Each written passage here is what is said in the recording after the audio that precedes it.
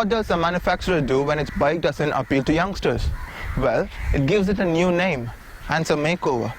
Meet the Honda CB Hornet 160R.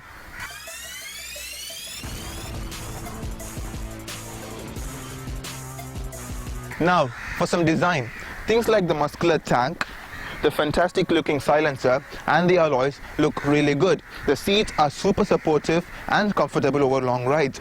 The grab rails are good to hold as well. The main talking point of the Hornet is this X-type tail cluster, and I gotta admit it looks really cool.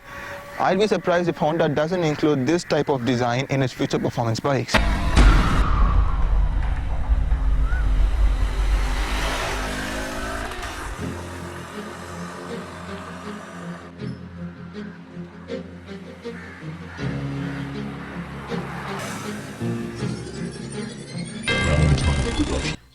The CB Hornet 160R is Honda's third attempt at the premium motorcycle segment.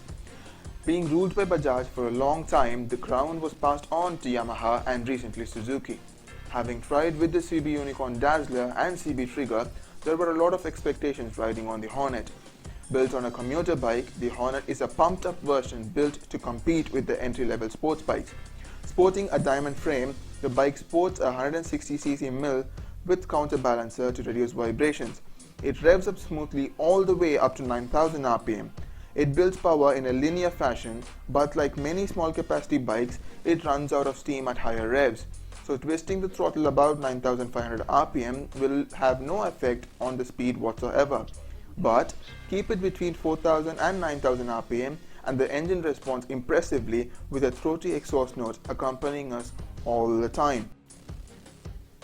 The diamond frame doesn't flex under hard acceleration, but because the bike tops at 69 miles per hour, we never really had the chance to test the sturdiness of the frame. The saddle position is a bit awkward actually, because the handlebar is low and the foot pegs are more center set. My back went sore after a long ride.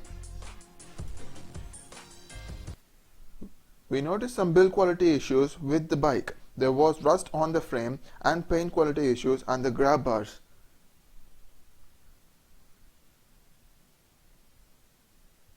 I initially thought the louvers on the fairing was to channel air over the tank for aerodynamics, but it turned out that it was just a faux feature just for design purposes.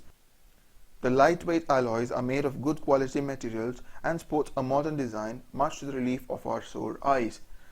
Brakes are good, and with little brake fade over the period, it won't cut through your wallet either. The monoshock suspension is pliant and rides very well over bumps. The instrument cluster has a rev counter, a fuel indicator, 2 trip meters and a clock apart from the speedo.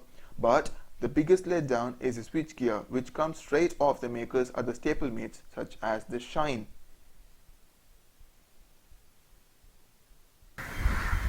Now, the guys at Honda have bought the Unicorn 150 back, and that too with a BS4 engine, which means they weren't confident enough on the Unicorn 160 and thus the Hornet. Instead, they could have built a proper sports bike with perimeter frame, alloy foot pegs and the proper instrument cluster and switchgear. I think they have missed on an opportunity here, a big one.